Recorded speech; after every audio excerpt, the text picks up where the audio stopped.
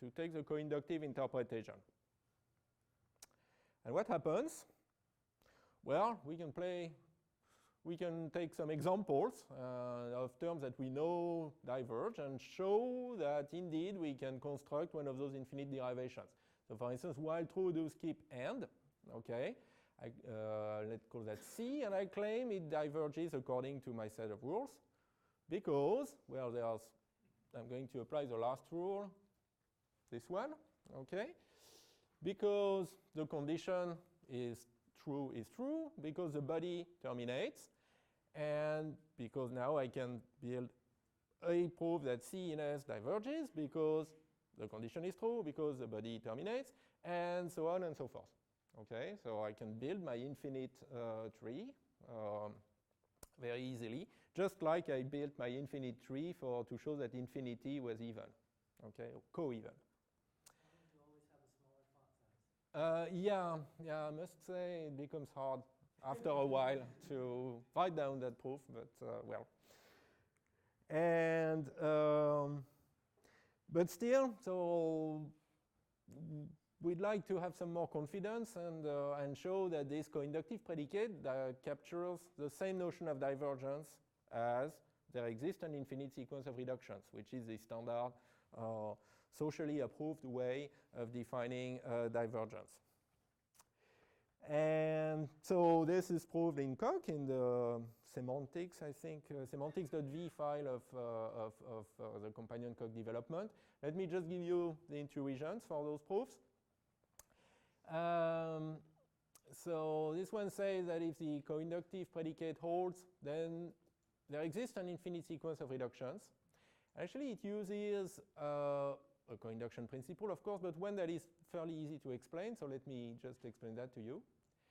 So first we show that if that coinductive predicate holds, then we can always take one step of reduction.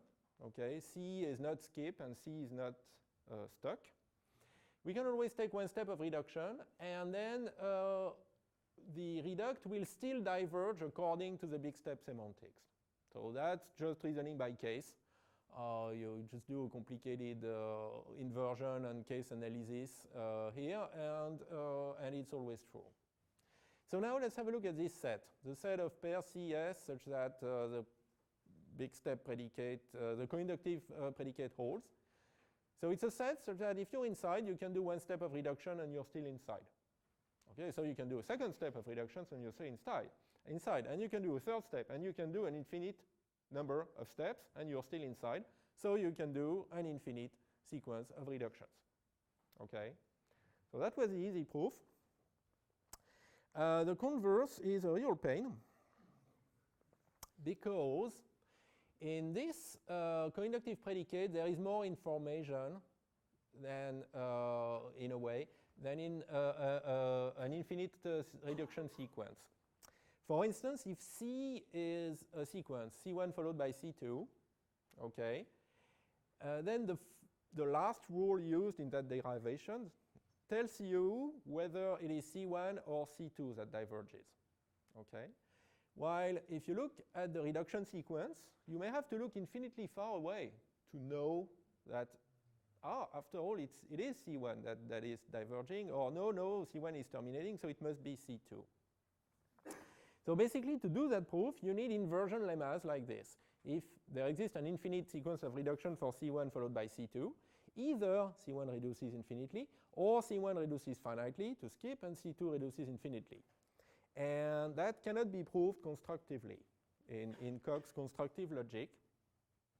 And why is that? So now comes my 5-minute tutorial on constructive logic for the non-logicians. So I apologize to all logicians in the room. So what is a proof in a constructive logic? Well, that's a terminating functional program. Okay, that's Curry-Howard isomorphism. So stop me if you've seen that already. Basically, proof of an implication, A to B, is a total function that takes a proof of A and gives you a proof of B. And a proof of a conjunction will be a pair of proofs. A proof of a disjunction will be a procedure that tells you, well, it's either A or B that holds and give you the corresponding proof. And likewise for holds, which are total functions, and exists, which are pairs of a value and a proof. Okay? So now, let's look at this proposition, which we need to prove our inversions. So for all C and S, either C in S reduces infinitely, or there exists C prime S prime such that it reduces finitely to C prime S prime, and then it cannot reduce anymore. Okay? It's kind of obvious. Reduction sequence is either finite or infinite. But it cannot be proved constructively, because a constructive proof of that would be a function, total function, terminating function that takes lambda C, lambda S, and then returns either left of a proof of this or right of a proof of that. So that would solve the halting problem, right? You just give it any program, and in a finite amount of time, it tells you whether it terminates or not. That would be cool, but that doesn't exist. That doesn't exist. So to prove those kind of completely intuitive results, well, you actually need classical logic. Here, all you need is a principle of excluded middle. So that any proposition is either true or false. Well, sorry, either the proposition is true or its negation is true. But that's not a constructive principle. But the good thing about Coq is that you can add axioms. Okay, so it is a constructive logic. That's what it says on the tin. But in the standard library, there's a whole collection of classical axioms, like excluded middle. And there are even some brave souls that have shown logical consistency of Coq when you add things like excluded middle or axiom of choice and so on. So technically, well, they've shown that for like 90% of Coq through models, set theoretic models. But that's good enough for me, okay? After all, if set theory is good enough for all mathematicians, I guess it maybe is good enough for us. Even us, computer scientists, have higher standards of truth. So, yeah, I'm not ashamed. I used excluded middle in this development. And yes, question. So would it not be possible to instead kind of have an embedding of the sequences inside the big step derivations, and that way kind of pull a correspondence between the small steps and the big steps? I'm not sure that would solve the basic problem, which is that for a sequence, for instance,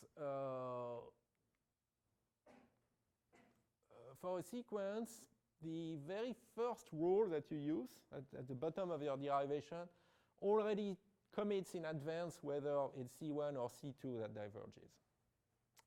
Okay. So, well, maybe there are ways, but of defining this predicate differently so that there would be a constructive equivalence with infinite sequences, but yeah, I'm not aware of any.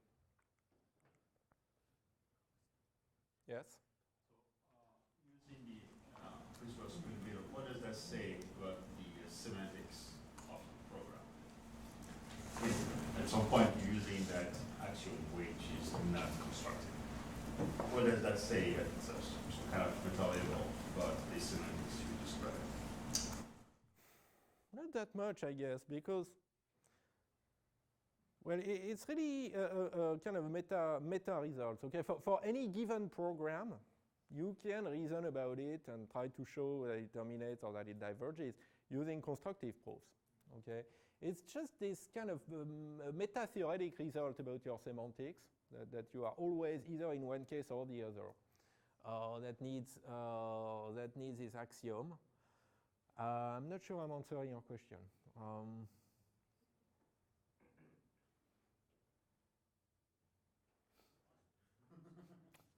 Okay. All right. So in the end, if with the help of a little classical logic, we get the other half of this equivalence. So really, we have this big step characterization of divergence that is correct, that is equivalent to the usual small step characterization. All right. So while we're at it, and quickly, let me mention yet another form of operational semantics where you can talk about divergence and termination at the same time. So that's the so-called definitional interpreters. So I think, well, I'm not sure Benjamin Pierce mentioned that, but somewhere in his software foundations, he also defines an interpreter for the IMP language. So that's basically a function that takes a state and a command and is supposed to return a state. Well, yeah, the naive way, I mean, if you were to write an interpreter for IMP in Camel, that would be a function that takes a state, a command, and returns a final state. And of course, that function would not terminate if the command does not terminate. But in Coq, or even in mathematics, we can't really define functions that don't always terminate. And so the trick is a form of step indexing. So you give that function an additional NAT parameter that is going to bound how much computation it can do. And so it's thinking it as a fuel. You give it a finite amount of fuel to compute the final state. And if it runs out of fuel, then it returns none, meaning basically a timeout. I've timed out, sorry. And so in the end, if n is big enough, if you have enough fuel and C terminates, then you will get a final state. And that's sum of a final state. And otherwise, well, you run out of fuel. And yeah, so that is the definition that, the Coq definition of that function that Benjamin Pierce wrote. So just as a side remark, so this fuel is not used exactly to count the number of reductions, like Amal Ahmed did in her step-indexed logical relations. It's more like bounding the depth of recursion, but well, it's kind of same difference. You're still limiting the amount of computation that can be done. And so now actually nice equivalence results with big step semantics. So I'm not going through the proofs. You can have a look at my semantics.v file. For instance, if there exists some amount of fuel such that C terminates on ST prime, then according to the big step semantics, C in ST terminates on ST prime. And the converse is true as well. If the big step semantics predicts termination, then there exists an amount of fuel that so that the interpreter will terminate. And that proof is even constructive. And then symmetrically, if the big step semantics predicts divergence, that no matter how much fuel you give your interpreter, it returns null. Okay? And symmetrically again, if no matter how much fuel you give your interpreter, it returns null, then you can build one of those infinite derivations in the big step semantics. Although this one is probably a classical proof as well for the same reasons as before. Okay, so that's yet another way to describe semantics of terminating and diverging programs. And the cool thing is that one cool thing is that it is executable within Coq, so you can do eval compute, C eval step applied to my program and see what it gives as a result. So it's good for testing your semantics. And with a little bit of effort, you get actually a form of denotational semantics. Because this C eval step function has a very interesting property of being monotone. So if you give it more fuel, you will get more defined results. Okay, in the sense that maybe you had known with not enough fuel, and then with some more fuel, you will get sum of some state. And then if you get even more fuel, you will get sum of same state. So basically, for a terminating command, if you increase the amount of fuel, well, you start with known, and at some point, it goes to sum S prime, which is the final result, and then it stays there. And for a diverging command, it will stay at known. So in both cases, there's an obvious limit to C eval steps SCN when n goes to infinity. Again, that is a non-constructive argument. Okay. And so you can define the denotation of a command as the limit of C eval step when the number of steps goes to infinity. And so to argue that this function exists, again, you need classical logic. You need an axiom of description, which is kind of like the axiom of choice. However, you don't need any domain theory. And so in the end, you get a function. So C applied to S is some S prime if and only if C terminates with final state S prime. And denotation of C applied to S equals known means that C diverges. So known here now is really the bottom of your semantics. And you can even show that this denotation function satisfies the equations of denotational semantics. Okay, which is pretty cool for such a hack. For instance, you can even show also that the semantics of the while loop is actually the smallest function from state to results that will satisfy this equation. So all the standard results of denotational semantics you can have with this simple presentation. Yeah, so this is the equivalence I mentioned between the denotational semantics and the big step semantics, terminating case, diverging case. Again, the proofs are in the code development. Okay, so let me wrap up about those semantics, and then we'll come back to some compilation. So in summary, we now have a toolbox with 4 mechanized semantics, and all proved equivalent. So small step, sequences of reduction, big step, both inductive and coinductive, definitional interpreter, and denotational. And well, they all have their strengths and weaknesses. So big step gives you powerful induction and co-induction principles. Small step gives you unified treatment of termination of divergence, and is probably the semantics that is most resistant to extensions. Definitional interpreter, well, you can execute it, which is very useful for testing or whatever. And the denotational form gives you equational reasoning, which can be quite comfortable too. All right, so now we can choose whichever is most appropriate to the thing to be proved. And so are there questions about these semantics? All right. So let's go back to our little compiler. So remember, we had 1/2 of the correctness proof, of the forward simulation proof for the terminating case.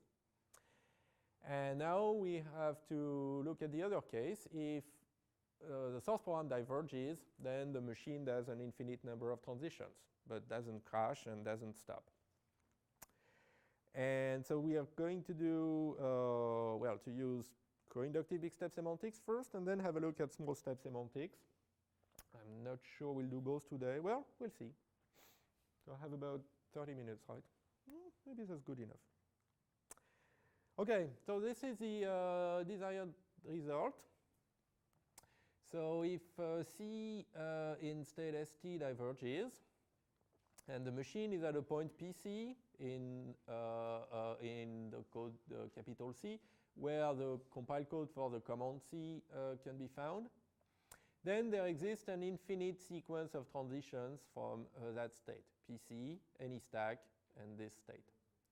So infinite sequence of transitions that's actually defined in one of my libraries as a coinductive predicate, of course, what else? Saying that infsec of A holds if from A we can do one step and infsec of B holds. Okay, it's kind of the prototypical coinductive chasing our tail definition. And to prove that, we are going to use a coinduction principle, of course, which is a slight variant of the one we saw earlier.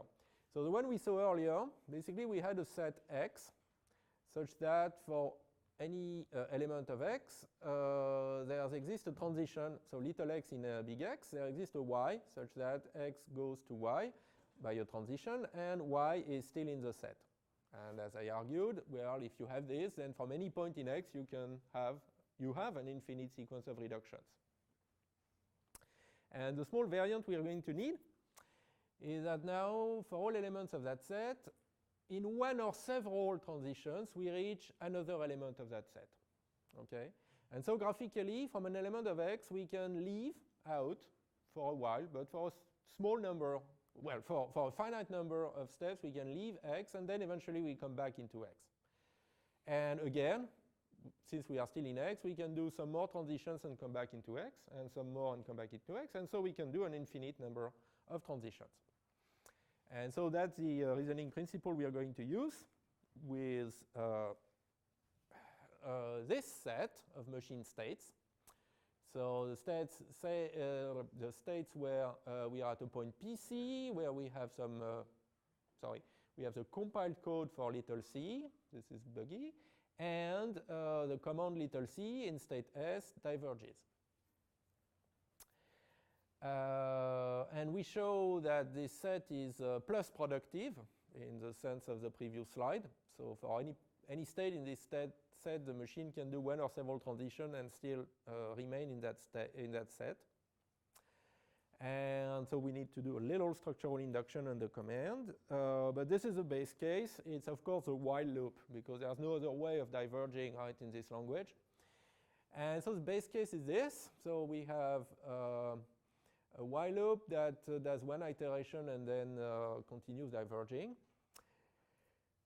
Let's look at the code for the while loop. Okay, so we are here, the state S and this PC. And we have the code for B to execute, which we can do in 0, 1, or several steps, because B evol is true. Then the code for C that we can execute in 0, 1, or several steps, because we have this finite evaluation here. Then we have a branch backward that takes us back to the beginning. So we do one transition. So in the end, we do start transition and one transition, so that plus transitions. And here we are in memory state S1 and back to exactly the code for while B do C end. Okay. And so we've proved what we wanted, that starting from a state corresponding to this, we do at least one transition and end up in a state corresponding to that. And we are still in our set of diverging states. And then there are some other cases that are kind of painful, but the idea is basically to prepend 0, 1, or several sequences of 0, 1, or several reductions corresponding to terminating executions to this plus sequence that you obtain by induction hypothesis. Okay, so I'm not going to bother you with the details of the proof. It's all in the code development. But in the end, this plus coinduction principle shows exactly what we wanted. Okay. Namely that from one of those states corresponding to the compilation of a diverging term, the machine can do infinitely many transitions. And so we get the correctness of the compilation scheme also for diverging programs. So we are happy. Our compiler is really correct in the end. I don't know if you ever doubted that. And the proof was not too hard.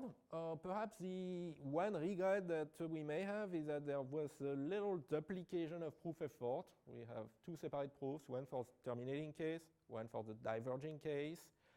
But well.